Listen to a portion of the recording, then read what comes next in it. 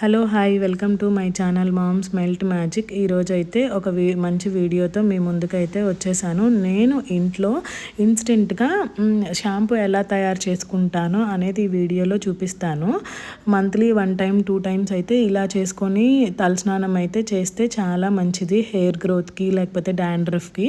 వాటికి కావాల్సిన ఐటమ్స్ అయితే కుంకుడుకాయలు, మందార పువ్వులు, మందార ఆకులు, వైట్ పార్ట్ ఉంటుంది కదా అలోవెరాలో ఆ వైట్ పార్ట్, ఏప ఆకులు ఉన్నా తీసుకోవచ్చు. నా దగ్గర ఏపాకులు ఇప్పుడు లేవని చెప్పి నేను తీసుకోలేదన్నమాట.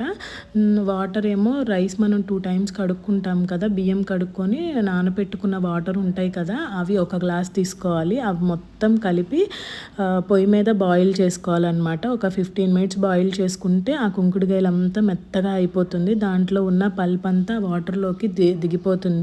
మనం చేత్తో కొంచెం అట్లా వాటిని ఇది చేస్తే ఆ పల్ప్ అంతా దిగిపోతుంది.